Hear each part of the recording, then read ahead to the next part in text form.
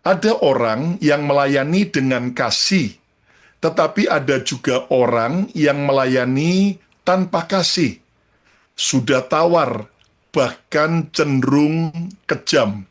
Nah, itu sebabnya izinkan saya membagikan renungan firman dengan tema hamba yang kejam.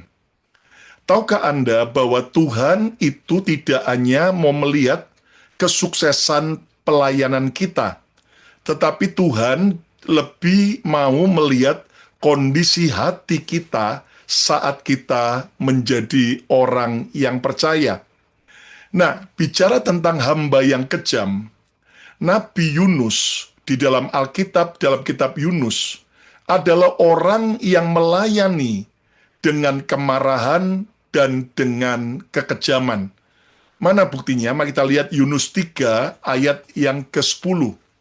Alkitab berkata, ketika Allah melihat perbuatan mereka itu, yaitu bangsa Niniwe yang tadinya begitu kejam, tapi mereka bertobat, mereka berpuasa 40 hari. Ketika Allah melihat perbuatan mereka itu, yakni bagaimana mereka berbalik dari tingkah lakunya yang jahat, maka menyesallah Allah karena malapetaka yang telah dirancangkannya terhadap mereka. Dan ia pun, Tuhan, tidak jadi melakukannya. Saudara, Tuhan membatalkan hukuman rencana penghancuran Niniwe ketika Tuhan melihat bahwa mereka, bangsa Niniwe, berdoa, puasa, mereka merendahkan diri di hadapan Tuhan, dan mereka bertobat.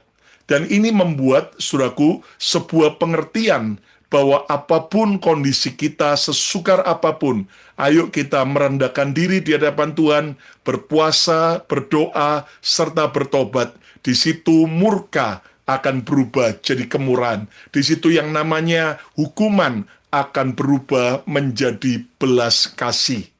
Nah, lihat ayat berikutnya dalam Yunus 4, ayat pertama sampai yang ketiga. Aneh sekali.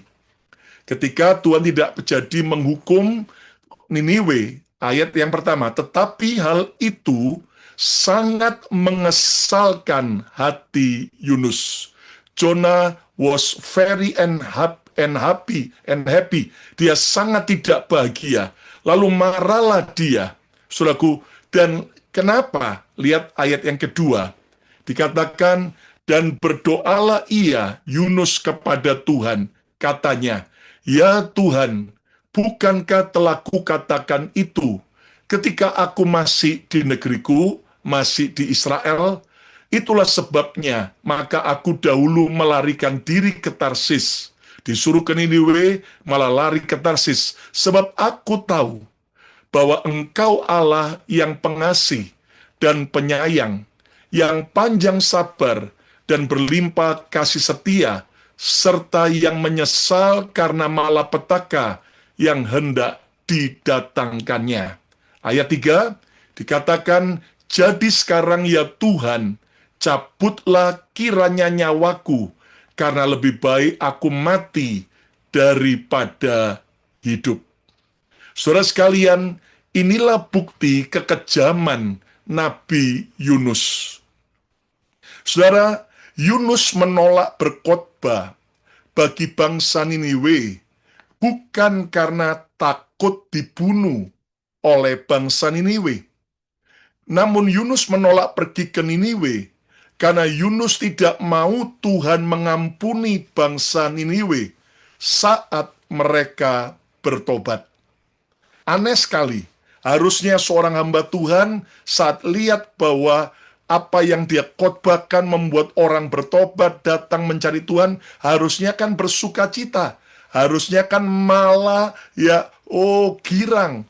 Ternyata saudara sekalian, walaupun seolah-olah pelayanan Yunus berhasil, satu kali dia khotbah, satu bangsa bertobat, satu negeri bertobat dan diselamatkan, tapi ternyata bukan soal keberhasilan pelayanan lebih dulu yang penting, tetapi bagaimana kondisi hati kita yang melayani. Saudara, Yunus menolak pergi ke Niniwe karena Yunus, saudaraku, penuh dengan kebencian kepada bangsa Niniwe. Kebencian Yunus terhadap bangsa Niniwe bukanlah tanpa alasan. Yunus punya banyak alasan untuk membenci dan tidak suka kepada bangsa Niniwe.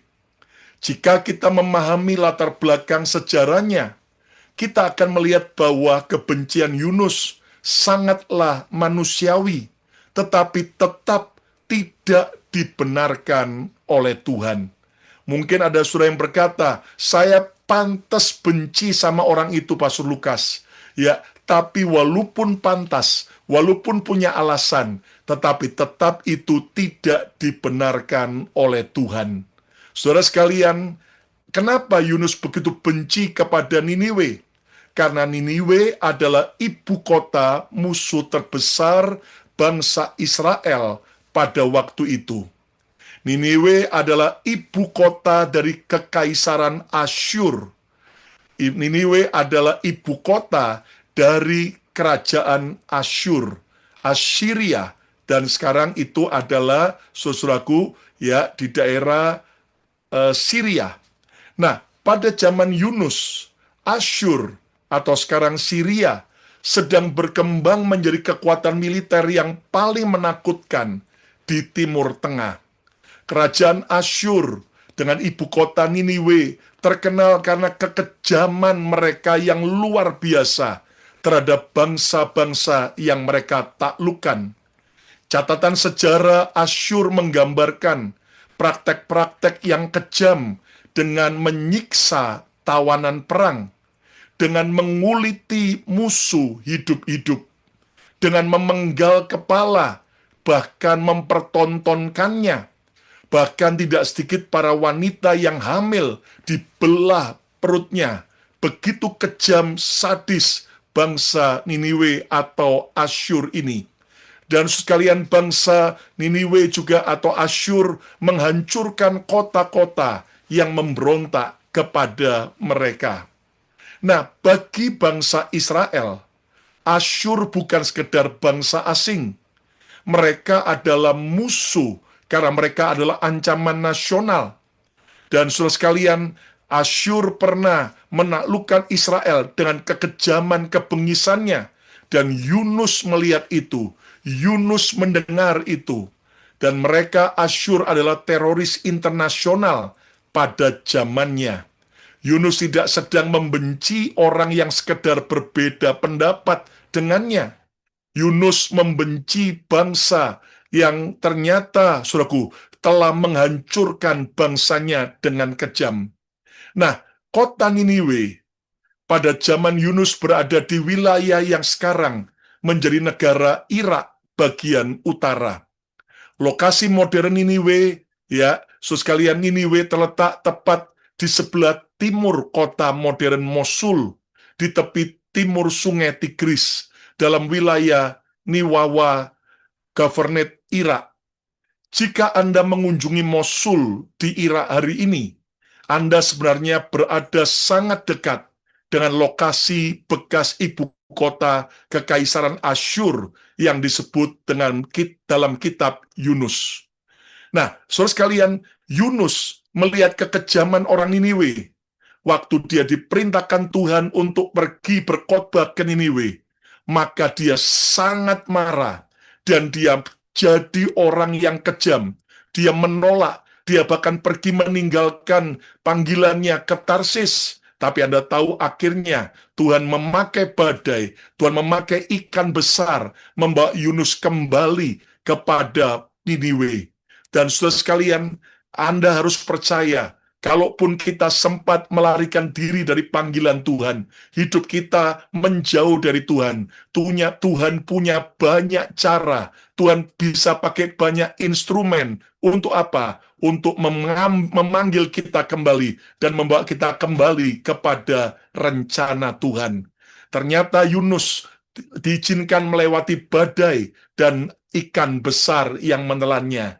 Bagi banyak orang, ada krisis yang mungkin terjadi, ada penyakit, ada mungkin badai dalam keluarganya, dan ada banyak hal yang Tuhan bisa pakai untuk membuat kita kembali kepada rencana Tuhan. Hari ini jangan keraskan hati saudara ketika Tuhan memakai baik peringatan yang lembut maupun hajaran yang keras.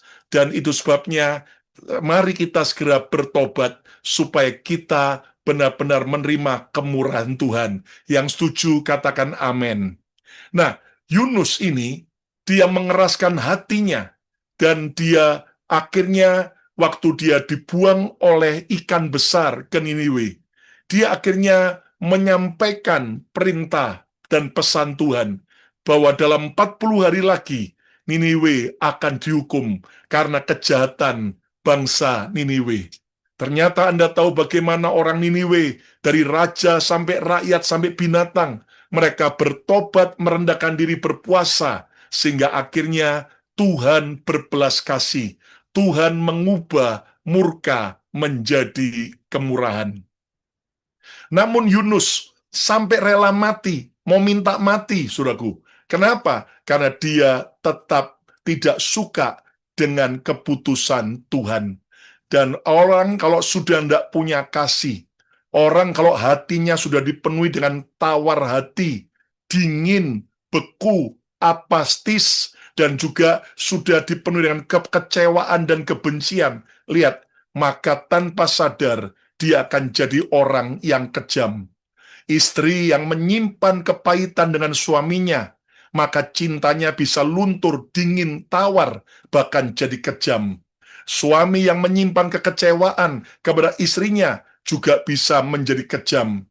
Orang tua yang menyimpan kepahitan kepada anaknya bisa jadi kejam. Anak yang menyimpan kebencian, kekecewaan pada orang tuanya juga bisa jadi kejam. Saudara sekalian, hari-hari ini banyak orang tanpa sadar mereka sudah tidak lagi punya kasih.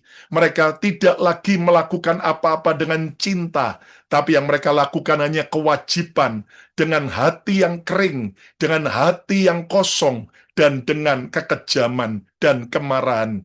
Hari ini bagaimana dengan kita? Jangan-jangan kita masih percaya Yesus, masih ke gereja, masih bekerja, masih ada di rumah, tapi ternyata hati kita sudah tawar, hati kita sudah nggak punya cinta dan kasih lagi. Yuk hari ini, jangan ulangi kesalahan Nabi Yunus. Yang menarik, saudara sekalian, kitab Nabi Yunus yang hanya 4 pasal saja, itu diakhiri dengan tanda tanya. Dan tidak ada, saudaraku, sebuah keputusan apakah Yunus akhirnya mau menerima apa kehendak Tuhan atau tidak. Tuhan mengakhiri kitab Yunus dengan kalimat, layakkah engkau marah? Tanda tanya. Dan seolah-olah pembaca kitab Yunus disuruh untuk memikirkan, memutuskan, apakah kita mau jadi Yunus yang kemudian hidup dalam kehancuran atau tidak. Saudara, saya tahu ada banyak orang terlalu sering disakiti, terlalu sering dikecewakan, mungkin oleh hamba Tuhan, mungkin oleh gereja, mungkin oleh orang tua, mungkin oleh bos, mungkin oleh teman atau mertua, dan sebagainya. Hari ini, jangan izinkan itu membuat hati kita beku, dingin, dan tawar. Ayo izinkan kasih Yesus mengalir kuat dalam hidup kita, supaya hati kita tidak tawar lagi, tapi bergairah karena cinta. Yang setuju, katakan amin. Ya. Nah, kita akan belajar ada 3 kesalahan Yunus yang harus kita buang, supaya kita tidak jadi orang yang kejam. Kita tidak jadi Kristen yang kejam. Saudaraku, kesalahan yang pertama, lihat Yunus 4, ayat yang kedua B. Yunus berkata apa? Yunus 4 ayat 2b. Sebab aku tahu, Yunus tahu bahwa engkaulah Allah yang pengasih dan penyayang, yang panjang sabar dan berlimpah kasih setia, serta yang menyesal karena malapetaka yang hendak didatangkannya. Saudara, Yunus menegaskan, dia tahu bahwa Tuhan itu pengampun, Tuhan penyayang, Tuhan pengasih. Nanti kalau ternyata orang-orang Niniwe bertobat, pasti Tuhan menyesal dan malapetaka tidak dikerjakan. Nah, saudara sekalian, Apa yang membuat Yunus marah dengan Tuhan? Saudara sekalian, yang pertama, karena Yunus menolak mengampuni, sekalipun tahu harus mengampuni.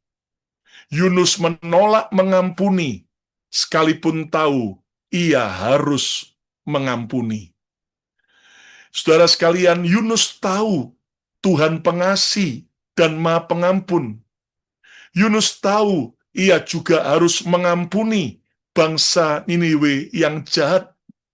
Yunus tahu kalau Tuhan yang disembahnya pengampun, maka para pengikutnya pun juga harus jadi pengampun. Semua orang percaya, semua pengikut Yesus tahu persis kita tidak diajar membenci, kita tidak diajar untuk dendam dan balas dendam. Semua orang percaya tahu kita disuruh mengampuni. Namun, saudara sekalian, kenapa masih banyak orang Kristen yang simpen kebencian, kepahitan dendam, bahkan perbuatan-perbuatan jahat? Yunus menolak mengampuni akibat kesalahan bangsa Niniwe yang terlalu jahat kepada bangsanya Israel. Yunus tahu karakter Tuhan. Yunus tahu Tuhan pengasih, penyayang, pengampun.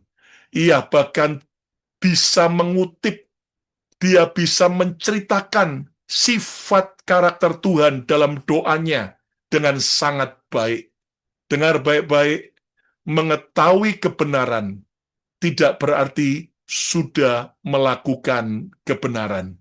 Saya ulang lagi, saudara, kalau Anda mengetahui kebenaran, engkau tahu firman banyak, engkau tahu kebenaran, engkau tahu tentang harus mengampuni, tetapi itu tidak berarti bahwa saudara sudah melakukan kebenaran. Yunus mengerti hati Tuhan. Yunus tahu kebenaran yang penuh belas kasih, namun ia tetap tidak sanggup melepaskan luka, dendam, dan kebencian kepada Niniwe. Saudara, seringkali masalah terbesar kita bukan kurangnya pengetahuan Alkitab, namun masalah terbesar kita adalah hati yang tidak mau taat melakukan firman Tuhan.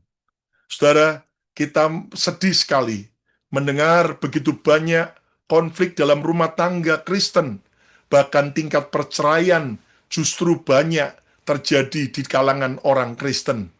Saudaraku, ingat bahwa masalah terbesar kita adalah hati yang tidak mau taat, terutama dalam soal mengampuni. Ternyata Yunus adalah nabi pendendam, bukan pengampun. Saudara, ayo coba kita refleksikan dengan diri kita. Apakah saya hamba Tuhan pendendam ataukah pengampun? Ayo, saudara, apakah Anda pelayan Tuhan pendendam atau pengampun? Ayo tanya masing-masing. Aku pendendam atau pengampun? Ya, saudara sekalian, seorang pendendam berkata, biarkan dia dihukum selayaknya. Itu adalah kalimat pendendam. Oh, dia pantas dihukum. Niniwe memang pantas dihukum. Namun kasih berkata, biarkan dia bertobat sehingga ia diampuni. Bagaimana dengan kita? Ketika saudara-saudara terlalu sering disakiti oleh seseorang, apakah engkau masih berdoa agar Tuhan membuat dia bertobat? Ataukah justru kita berdoa segera buat dia mati Tuhan, masuk neraka gang buntu? Banyak orang percaya hari ini tetap jadi pendendam, padahal menyembah Yesus yang maha kasih dan maha pengampun. Orang hafal ayat tentang pengampunan, tapi terus menyimpan daftar nama orang-orang yang dia benci. Ada orang yang rajin melayani, tetapi diam-diam berharap orang yang menyakitinya menerima hajaran Tuhan. Saudara, ada orang yang berdoa, bernyanyi, dan berkhotbah, tetapi tidak pernah mau melepaskan dendamnya dan kebenciannya. Yunus adalah nabi yang benar secara teologi, tetapi salah, error secara hati. Lihat Efesus 4 ayat 32. Alkitab mengingatkan kita apa? Efesus 4 ayat 32 dikatakan, ya, tetapi hendaklah kamu ramah seorang terhadap yang lain, penuh kasih mesra dan saling mengampuni, sebagaimana Allah di dalam Kristus telah mengampuni kamu. Ayo baca sama-sama sekali lagi yuk. Semua, nggak ada yang tidur, semua baca. 2, 3. Tetapi hendaklah kamu ramah seorang terhadap yang lain, penuh kasih mesra dan saling mengampuni, sebagaimana Allah di dalam Kristus telah mengampuni kamu. Saudara, kita harus penuh dengan keramahan, bukan hanya dengan orang yang baik dengan kita, bukan hanya dengan orang yang menguntungkan kita, menyenangkan kita, tapi dengan semua orang, termasuk yang menjengkelkan kita. Kita harus tetap ramah, bahkan punya kasih mesra, dan kita harus saling mengampuni. Pertanyaannya, masih adakah seseorang yang Anda harap Tuhan hukum, padahal Tuhan sedang berusaha untuk menyelamatkannya? Ayo, jujur. Apakah ada di antara kita yang tahu harus mengampuni, tapi terus ketika Tuhan, hajar orang itu Tuhan, hukum dia, padahal Tuhan sedang berusaha untuk menyelamatkan orang itu? Yuk kita periksa hati kita. Kita sering ngomong tentang kasih, padahal kita masih sempat benci dan tidak suka, dendam kepada seseorang atau orang banyak. Kesalahan Yusuf yang kedua yang harus kita buang, lihat Yunus 2 ayat pertama sampai yang kedua. Yunus pasal 2 ayat pertama sampai yang kedua. Berdoalah Yunus kepada Tuhan Allahnya dari dalam perut ikan itu. Yunus sedang di dalam perut ikan. Dia nyaris mati. Doanya apa? Ayat yang kedua. Katanya, dalam kesusahanku, aku berseru kepada Tuhan, dan Ia menjawab aku. Dari tengah-tengah dunia orang mati, aku berteriak. Dia berteriak minta tolong, dia berteriak bertobat, dan kau dengarkan suaraku. Saudara sekalian, lihat Yunus, dia betul-betul bertobat di dalam perut ikan. Akhirnya dia mau ke Niniwe. Tapi ternyata waktu di Niniwe, dia lihat orang Niniwe bertobat dan diampuni Tuhan. Dia marah dan dia ingin mati. Apa kesalahan Yunus yang kedua? Tidak memberi ruang pertobatan, walaupun telah menikmati hasil pertobatan. Aneh ya? Aneh ya?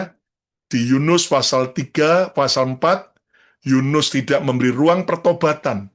Padahal di Yunus pasal pertama, Yunus di dalam perut ikan, dia telah menerima pengampunan dari pertobatannya. Saudaraku, Yunus mendapat hasil dari pertobatannya, tapi dia tidak memberi ruang pertobatan bagi bangsa Niniwe. Yunus sadar bahwa ia telah diampuni Tuhan setelah ia bertobat saat di dalam perut ikan. Ayo, siapa yang sadar saudara telah diampuni oleh Tuhan? Angkat tangan saudara. Katakan, saya sudah diampuni Tuhan. Ya, sadisnya Yunus yang telah diampuni tidak mau memberi ruang pengampunan bagi pertobatan bangsa Niniwe. Ini ironi terbesar dalam kitab Yunus. Ini tragedi terbesar dalam kitab Yunus. Di dalam perut ikan, Yunus berteriak minta belas kasihan kepada Tuhan. Dan Tuhan mendengar dan memberikan belas kasihannya. Tetapi setelah keluar dari perut ikan, Yunus tidak mau orang lain menerima belas kasihan yang sama dari Tuhan. Yunus menikmati pengampunan dari Tuhan, tetapi Yunus menolak melihat orang lain menerima pengampunan yang sama. Wow, ini egois sekali. Ini kejamnya bukan main. Yunus menikmati pengampunan Tuhan, tapi dia tidak mau melihat orang lain menerima pengampunan yang sama. Yunus menikmati anugerah, tetapi menolak membagikan anugerah. Saudara, ini Kristen yang kejam. Wow, Yunus menikmati anugerah Tuhan, tetapi menolak membagikan anugerah kepada bangsa yang dia benci. Jangan lupa bahwa kita hidup hari ini bukan karena lebih baik dari orang lain. Namun kita hidup hari ini karena Tuhan memberi kita kesempatan dan anugerah. Yang setuju katakan hidupku hanya karena anugerah. Nah, setiap kita adalah produk hasil dari belas kasihan Tuhan. Tidak ada seorang pun yang diselamatkan karena layak. Semua kita diselamatkan sebetulnya tidak layak, tetapi kita diselamatkan karena anugerah. Kata bersama saya, semua karena anugerah. Lihat, Yesus juga berkata menegur kita di dalam Matius 18 ayat 33. Dikatakan dalam Matius 18 ayat 33, bukankah engkau pun harus mengasihani kawanmu seperti aku telah mengasihani engkau? Ayo kita baca sama-sama. 2, 3. Bukankah engkau pun harus mengasihani kawanmu seperti aku telah mengasihani engkau? Saudara, ingat kalimat Yesus ini. Konteksnya adalah perumpamaan tentang pengampunan. Bagaimana seseorang yang telah diampuni dalam jumlah uang yang besar, ya, tetapi setelah dia keluar dari menerima pengampunan, dia lihat temannya hutang kecil langsung dicekek, dimasukkan penjara, padahal temannya minta ampun. Harusnya dia sudah diampuni hutang yang besar, maka dia pasti juga akan membebaskan hutang kecil dari temannya itu. Bukankah engkau pun harus mengasihani kawanmu, seperti aku telah mengasihani engkau? Saudara, orang yang sadar betapa besar dosanya telah diampuni, biasanya akan lebih mudah mengampuni orang lain. Tetapi masalahnya, kita lebih sering mengingat dosa orang lain, lebih daripada mengingat dosa kita sendiri. Seorang narapidana yang baru dibebaskan karena mendapatkan gerasi presiden, keluar dari penjara dengan penuh sukacita. Namun beberapa hari kemudian ia bertemu musuhnya yang memohon ampun kepadanya.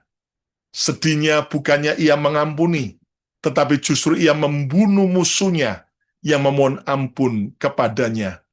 Bukankah itu aneh? Bukankah itu kejam?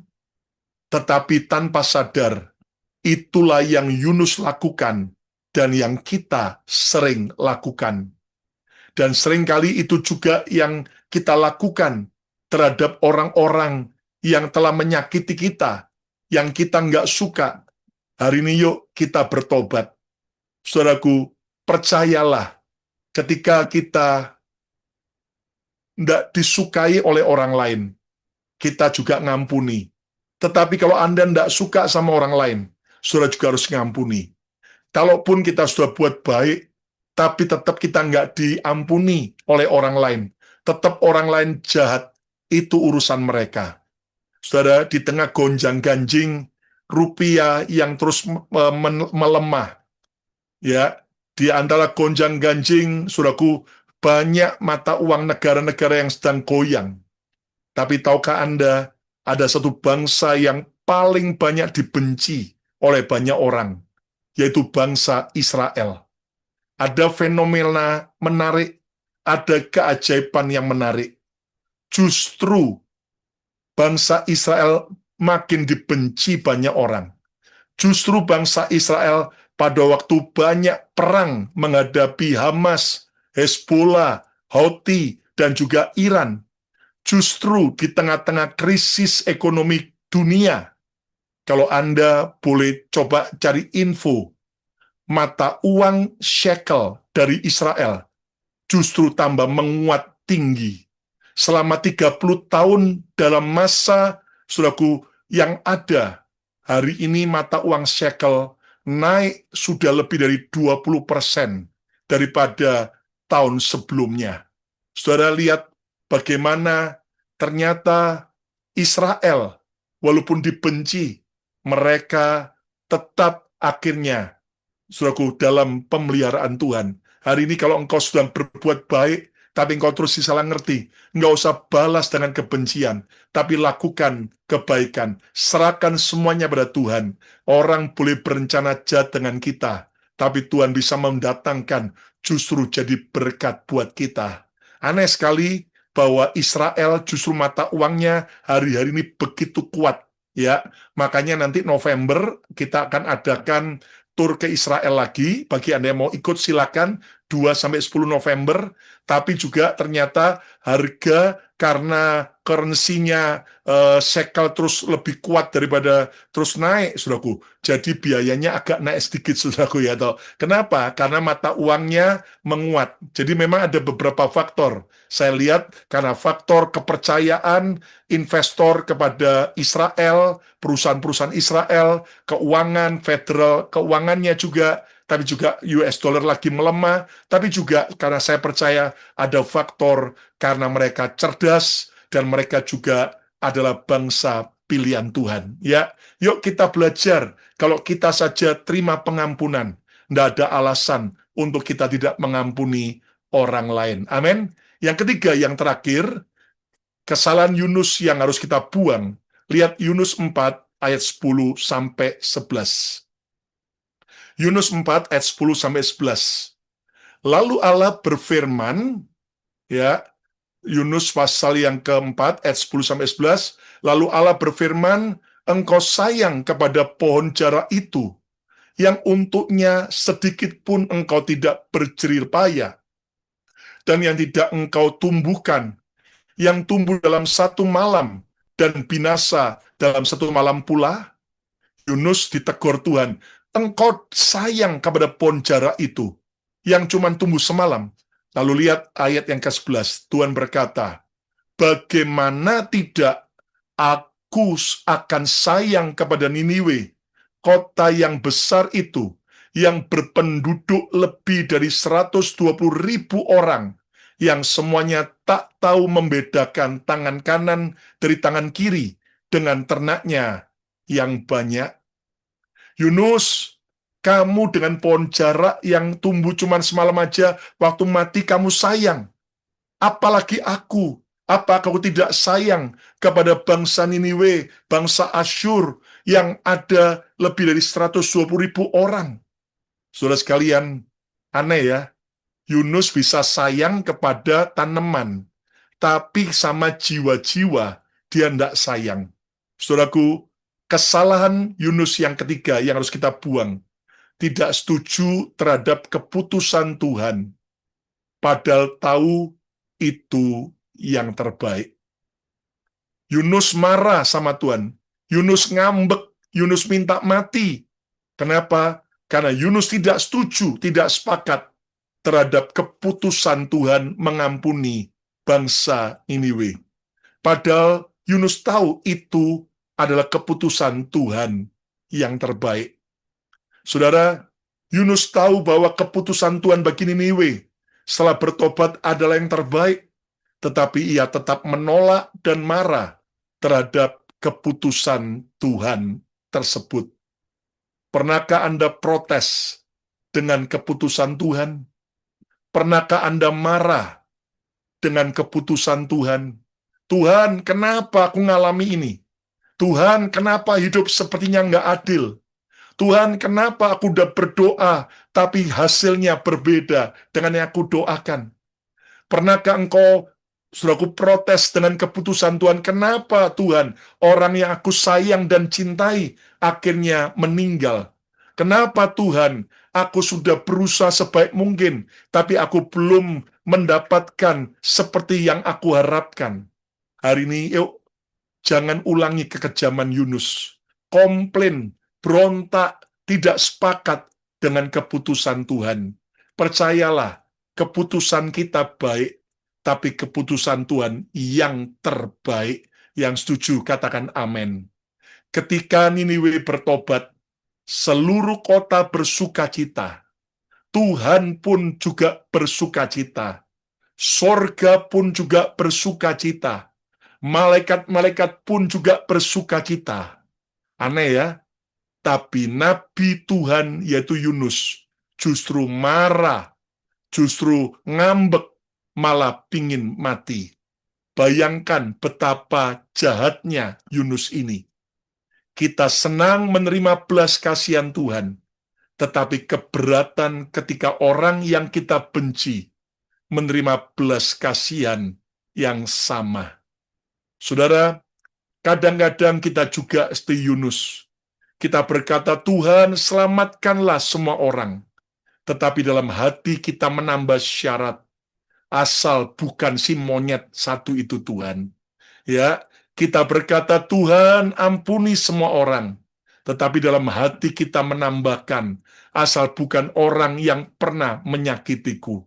Saudara, Yunus tidak sedang melawan dosa Niniwe, namun Yunus sedang melawan keputusan dan kedaulatan Tuhan. Dengar baik-baik, saudaraku. Hari ini, belajarlah sepakat, belajarlah setuju dengan keputusan Tuhan. Walaupun Anda tidak mengerti hari ini, apa dan bagaimana, apa alasan Tuhan, tapi satu kali engkau dan aku akan mengerti bahwa semua keputusan Tuhan itu yang terbaik. Yang mengerti katakan amin.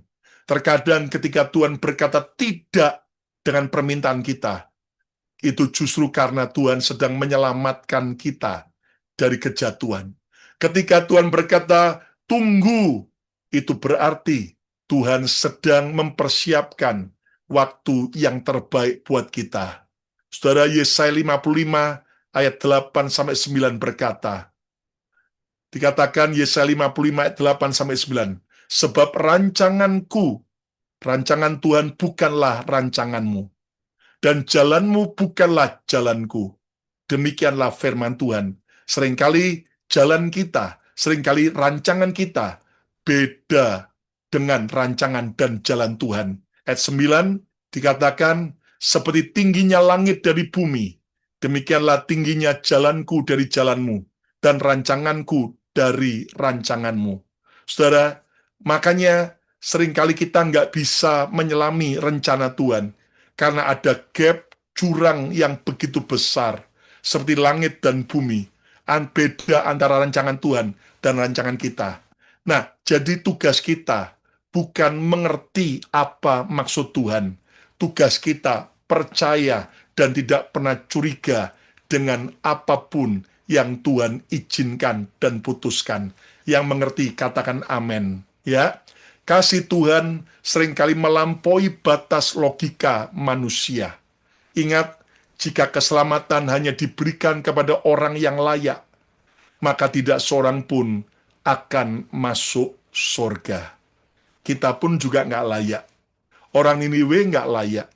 Yunus juga nggak layak. Kalau kita masuk surga, hanya kalau layak, nggak ada seorang pun yang masuk surga. Yuk hari ini, Anda mungkin dikecewakan, disakiti oleh orang yang begitu jahat, tapi belajar, jangan sampai kita ikutan jadi orang jahat.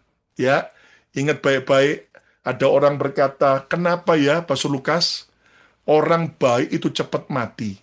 Ya, tapi yang jahat kok tidak mati-mati. Nah, itulah kelebihan orang jahat. Orang jahat panjang umur. Orang jahat tidak mati-mati. Ya, makanya kenapa begitu? Ya, belajar setuju sama Tuhan. Ya, kalau dilihat dari positifnya, ya supaya dia bertobat, diberi kesempatan panjang. Tapi kalau tetap tidak mau bertobat, ya urusan dengan Tuhan. Ya, jadi hari ini yuk, ketika dunia tambah jahat, kita nggak boleh jadi hamba yang jahat. Amin.